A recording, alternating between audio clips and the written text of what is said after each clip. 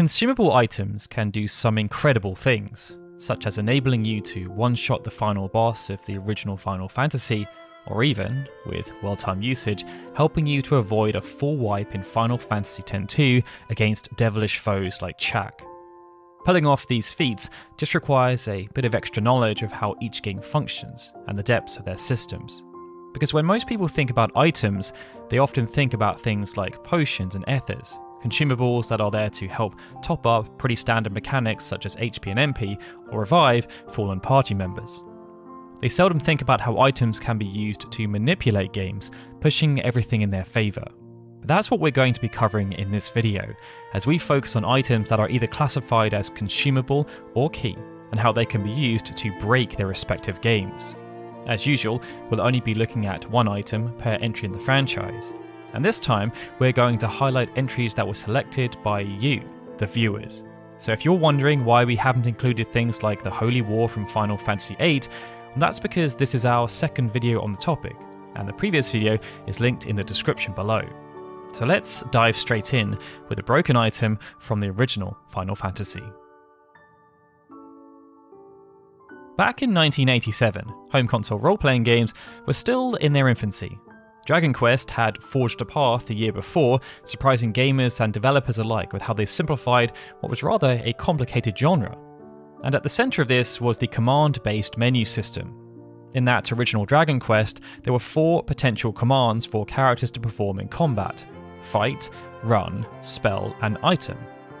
The original Final Fantasy then mirrored this, but an extra command was added called drink, because the item command had its function changed. In the original Dragon Quest, it was there to let player characters heal wounds by using any medicinal herbs that were in their possession. But in the original Final Fantasy, the item command allowed characters to use weapons and armor to cast spells that were A, normally locked behind a certain type of mage, and B, used without consuming any spell charges. And the item wasn't even consumed when doing so. This granted access to a wide range of spells, each offering different utility. But perhaps one of the most broken came after acquiring the Giant's Glove from the Sunken Shrine. When used via the item command, the Giant's Glove cast Saber, a spell that increased the caster's own attack and accuracy. In normal circumstances, this spell was quite useless, as it could only be cast by a black wizard, and they were unlikely to be serving as anyone's primary damage dealer. But let's say you had a monk in your setup, and they were able to get to the point where their unarmed attack was pretty strong. If you then had them use the Giant's Glove to cast Saber on themselves at the start of an encounter, their unarmed damage received a significant boost, and this could make them strong enough to even one-shot Chaos. This next entry is a bit more unorthodox, as it's a key item as opposed to a consumable one, but it could be used to severely manipulate the damage-dealing capabilities of Rinoa in Final Fantasy VIII. Each character in the game had a unique limit break, and a unique method for obtaining new limit breaks. Irvine, for example, was able to attack using the shot limit break, which required players to mash the R1 button as many times as they could within a given time limit. And the type of shot Irvine had access to was determined by the ammo that resided in the player's inventory. In the case of Rinoa, she was able to combine with her faithful companion Angelo to perform a variety of different abilities. By default, Rinoa was able to use Angelo Cannon, which saw her mount Angelo onto her pinwheel before firing it at an enemy to create a massive explosion. Subsequent limit breaks could then be learnt from finding and reading various Pet Pal magazines that were scattered around the world and then doing some walking. But the ability used was not something that the player had any control over. It was instead determined by Rinoa's crisis level, a hidden mechanic that increased depending on how dire the party's situation was. At the lowest crisis level, Rinoa would use Angelo Cannon, and if Pet Pals Volume 6 had been read, then at the highest level, Wishing Star was used to deal 8 strikes for a maximum of 79,992 points of damage. The fun aspect here, however, was that if the ability associated with a specific crisis level had not been learned, then it would default to the next available ability. And this was when Pet Pals Volume 3 came into the equation. This granted access to Invincible Moon if the crisis level was 3, and when used, it made the party temporarily invincible. If Pet Pals Volume 1 and 6 had therefore not been read, This meant the only abilities available to Rinoa were Angelo Cannon and Invincible Moon. So, if Rinoa was able to maintain Crisis levels 3 or 4, which was possible if she was close to death and had the Aura status, she could be used to make the party invincible almost indefinitely, without even having to use Holy Wars. Final Fantasy V introduced quite a few new jobs into the mix, and one of the more unique was the Chemist. The main premise was to ensure items were more effective when used, and this was accomplished through a handful of different commands. Drink, for example, was brought back from the original Final Fantasy and made much more useful. This meant instead of using just potions and antidotes, players could drink things like the Goliath tonic, which doubled maximum HP. But for this entry, we're going to focus on the Mix command. This enabled chemists to combine two items together to make a new one. But although many of the items found in the game could be used, the game also introduced some purposeful mix items. And some of these were rather overpowered. We're going to focus though on the Dragon Fang. This could be farmed from World 1 from a forest near Istri, where they were a rare steal from mini dragons, but they could also be acquired as a drop from zombie dragons later on in the game. Once you had access to a nice pool, Dragon Fangs could then be combined with various other items to severely enhance your party. There was the Dragon's Kiss, which reclassified the target as both the Dragon type and a Heavy type, making them immune to fractional damage and instant death abilities. It was also possible to gain immunity to core elements through Dragon's Shield, as well as a powerful combination of defensive statuses through Dragon Armor. But the real game-breaking application came through Dragon Power. This ability was created through combining a potion with a Dragon Fang, and it increased the target's base level by 20, and it could be stacked. This meant it was possible to push a character's level all the way up to 255, severely increasing all of their stats. After being introduced in Final Fantasy II, Phoenix Downs became recurring items due to their usefulness. For if you lacked a magical way of reviving characters from the KO status, Phoenix Downs were always there, able to be used either in or out of battle. Quite often, because of the utility, they only revived a single character and brought them back with minimal health. But over the years, numerous variants of Phoenix Downs have been created, and one of the most powerful has to be the Mega Phoenix, which appeared in Final Fantasy X-2. Now, the Mega Phoenix itself first appeared in Final Fantasy VIII, where it could be used to revive all KO'd party members. It then returned in Final Fantasy X, with functionality enhanced to not only revive all KO'd party members, but also restore them to maximum HP. In Final Fantasy X-2, the functionality was similar, as Mega Phoenixes could revive all party members, albeit not to maximum HP. But there was also another major difference. Due to the dynamic nature of the so-called ATB Kai battle system that was used in place of the conditional turn-based battle system, timing came into play.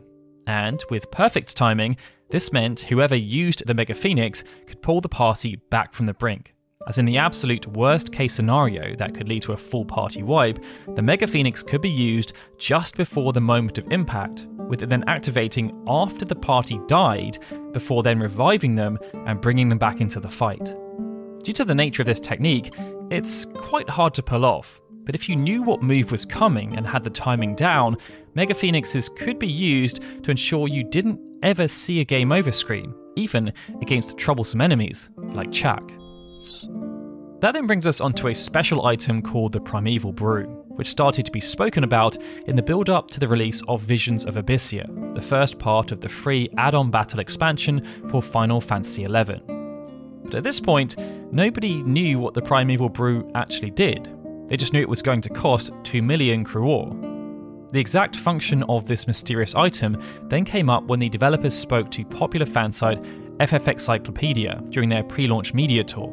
Fans were asked to submit their questions, and one of them asked for clarification on what exactly a flask of Primeval Brew was, as its in-game cost was pretty significant.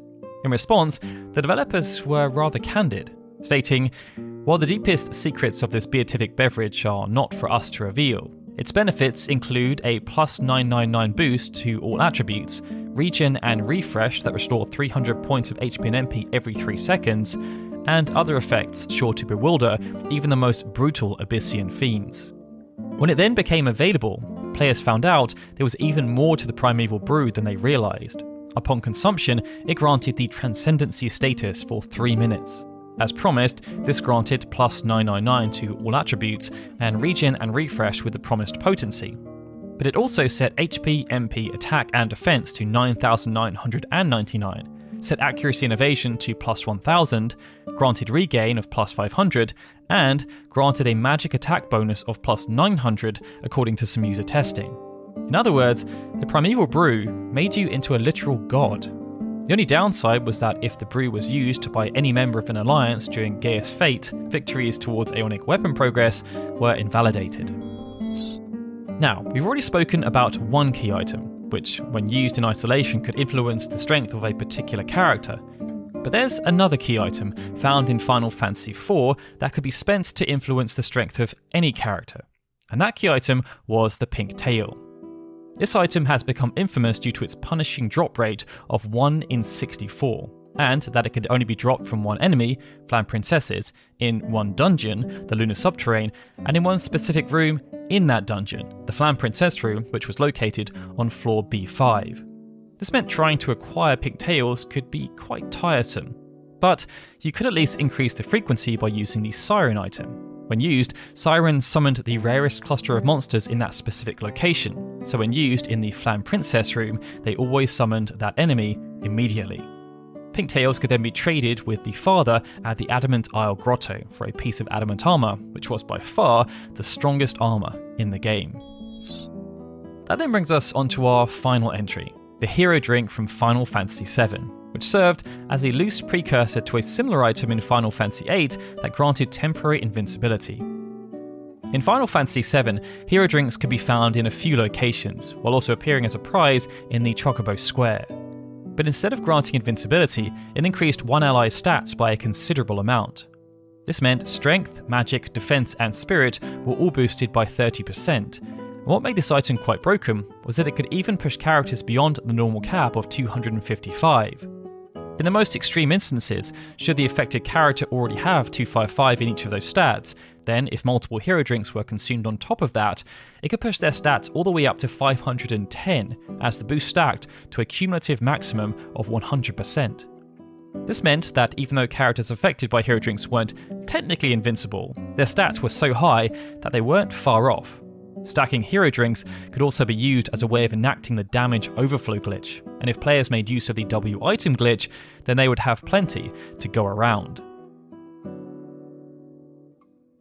With that though, they were 7 overpowered items that broke Final Fantasy games, as selected by you, the commenters.